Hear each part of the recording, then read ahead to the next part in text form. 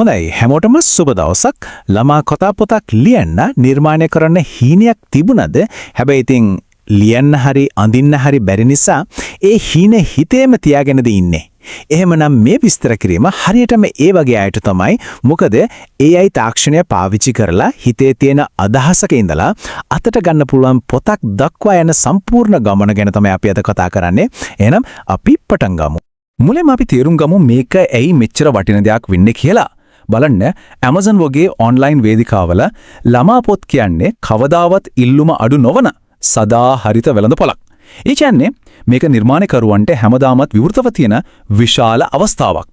හැබැයි ඉතින් මෙන්න මෙතන තමයි ගොඩක් දෙනෙක්ගේ හීනේ හිර වෙන තැන තිබුණේ. නියම කතාවක් ඔළුවේ තිබුණට ඒකට හරියන ලස්සන චිත්‍ර ටික අඳින්න බැරි නම් මොකද කරන්නේ? සාම්ප්‍රදායික විදිහට මේ දක්ෂතා දෙකම එකම කෙනෙකුට තියෙන්න ඕන වුණා. ඒ දැන් ඒ තත්ත්වය සම්පූර්ණයෙන්ම වෙනස් වෙලා. හරි. එහෙනම් මේ ගමනේදී අපි බලන්න යන දේවල් ටික තමයි මේ. කතන්දර පොතක සිහිනය ගැන කතා කරලා AI විප්ලවය ගැන බලනවා. ඊට පස්සේ අපිට අවශ්‍ය ප්‍රධාන මෙවලම් හතර මොනවද කියලා දැනගෙන වැදගත්ම කොටස, ඒ කියන්නේ පියවරෙන් පියවර සැලැස්ම ගැන කතා කරනවා. අවසානයේදී කතන්දර කලාවේ අනාගතය ගැන අපි පොඩ්ඩක් බලමු. ඉතින් අපේ පළවෙනි නැවතුම කතන්දර පොතක සිහිනය. ගොඩක් දෙනෙකුට මේ ආසාව තිබුණත් ලේඛනය සහ චිත්‍ර ඇඳීම කියන දක්ෂතා දෙකම එකට අවශ්‍ය වීම තමයි ලොකුම බාධකේ වුනේ. ඒ හීනය හිතේම තියාගෙන ඉන්න ගොඩක් අයට සිද්ධ වුනේ ඒ නිසයි. මෙන්න මේ බාධකයේ බිඳින්න තමයි AI. ඒ කියන්නේ කෘත්‍රිම බුද්ධිය එන්නේ. AI කියන්නේ අපේ නිර්මාණශීලීත්වය නැති කරන දෙයක් නෙමෙයි. ඒක හරියට සුපිරි බලයක් තියෙන සහායකයෙක් වගේ. ලේඛකයා, චිත්‍රශිල්පියා සහ නිර්මාණකරු කියන හැම භූමිකාවක්ම තනි කෙනෙකුට කරන්න බලය දෙන සහකරුවෙක්.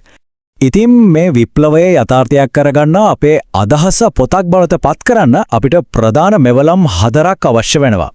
මේව තමයි නූතන නිර්මාණකරුවාගේ මෙවලම් කට්ටලය. අපි බලමු ඒ මොනවද කියලා. අපේ සම්පූර්ණ වැඩපිළිවෙලේ කුළුණු 4 තමයි මේ. කතාවේ අදහස ලස්සන වචන බවට පත් කරන්න අපි ChatGPT පාවිච්චි කරනවා. ඒ වචනවලට පණ දෙන්න, චිත්‍ර හදාගන්න Midjourney උදව් වෙනවා.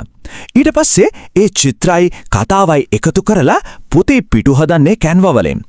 අවසානයේදී අපේ නිර්මාණය මුළු ලෝකෙටම දෙන්න Amazon KDP හරහා ප්‍රකාශයට පත් කරනවා.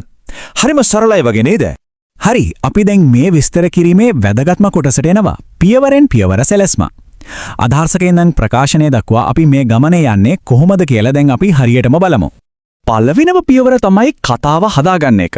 මෙතනදී මතක තියාගන්න ඕන වැදගත්ම දේ තමයි AI එකට අපි හරියටම කියන්න ඕන අපිට මොනවද ඕන කියලා. ඒ කියන්නේ අපි දෙන විධානය, එහෙම නැත්නම් ප්‍රොම්ප්ට් එක කොච්චර පැහැදිලිද, කොච්චර විස්තරාත්මකද කියන එක මත තමයි අපිට ලැබෙන කතාවේ ගුණාත්මක භාවය තීරණය වෙන්නේ. මෙන්න බලන්න නියම උදාහරණයක්. මේ ප්‍රොම්ප්ට් එක කොච්චර නිශ්චිතද කියලා. චරිතයට නමක් දීලා තියෙනවා. ස්පාර්කල්. එයාගේ ගතිගුණ, කතාවේ තේමාව, පොතේ දිග සහ වැදගත්ම දේ හැම පිටුවකටම චිත්‍රයක් හදන්න අවශ්‍ය දර්ශන විස්තරයක් ඉල්ලලා තියෙනවා. මේ වගේ පැහැදිලි විධානයකින් තමයි හොඳම ප්‍රතිඵල ගන්න පුරුවන් වෙන්නේ. හරි, දැන් අතේ සුපිරි කතාවක් තියෙනවා. ඊළඟට මොකද්ද? ඒ කතාවට පණ දෙන්න ඕන. ඒ කියන්නේ චිත්‍ර හදාගන්න එක. මෙතනදී අපි ChatGPT වලින් ගත්ත දර්ශන විස්තර Midjourney වගේ AI චිත්‍ර මෙවලමකට දීලා අපේ හිතේ තියෙන රූප ඇත්තක් බවට පත් කරගන්නවා.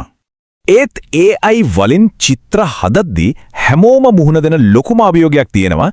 ඒ තමයි අපේ ප්‍රධාන චරිතය කතාවේ මුලින් ඉඳන් අගටම එකම විදියට ඒකාකාරීව තියාගන්නේ කොහොමද තියෙන එක. මොකද එක පිටුවක එක විදියකටයි අනිත් පිටුවේ තව විදියකටයි ඉන්න බෑනේ.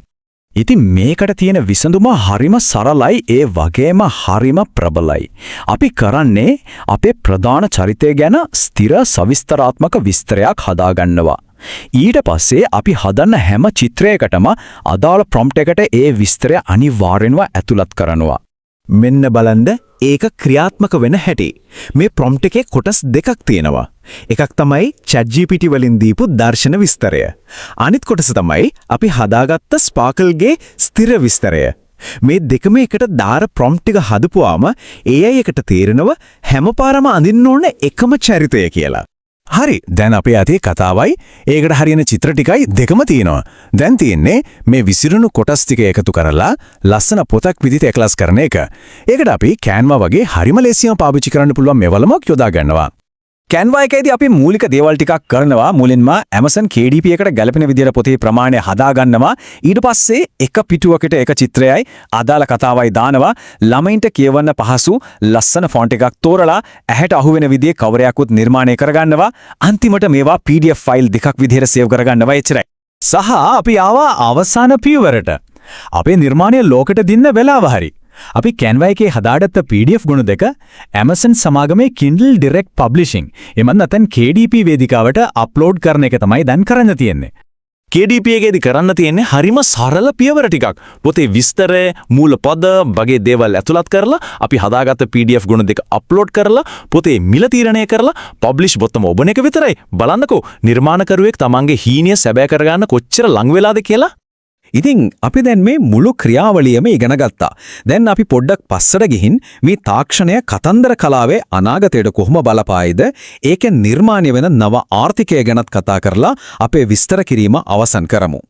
මේ මුළු විස්තර කිරීමෙන්ම ගන්න තියෙන වැදගත්ම පණිවිඩය තමයි මේ AI තාක්ෂණය නිසා නිර්මාණශීලී අදහස් තියෙන ඒත් සාම්ප්‍රදායිකව චිත්‍ර අඳින්න හෝ ලියන්න දක්ෂතා නැති ඕනෑම කෙනෙකුට තමන්ගේම පොතක් ප්‍රකාශයට පත් කරන්න දැන් බලය ලැබිලා තියෙනවා. ඒක ඇත්තටම විප්ලවයක්. මේක නිකම්ම එක පොතක් හදන එකක් නෙවෙයි. මේ ක්‍රියාවලියෙන් වසර ගණනාවක් පුරා තමන්ට නිෂ්ක්‍රීය ආදායමක්, ඒ කියන්නේ පැසිව් ඉන්කම් එකක් උපදවන්න පුළුවන් පොත් එකතුවක්ම ගොඩනගා ගැනීමේ සැබෑ අවස්ථාවක් විවෘත වෙනවා. ඉතින් අවසාන වශයෙන් හිතන්න දෙයක් ඉතුරු කරනවා. නිර්මාණකරණයට තිබුණු මේ ලොකුම බාධක ඉවත් වුණාම මෙතෙක් අපිට අහන්න නොලැබුණු අපේ හිතේ හැංගිලා තිබුණු මොන වගේ අපූර්ව කතාන්දර එළියට ඒවිද? නිර්මාණශීලීත්වයේ අනාගතය ඇත්තටම කොයි වගේ වේවිද?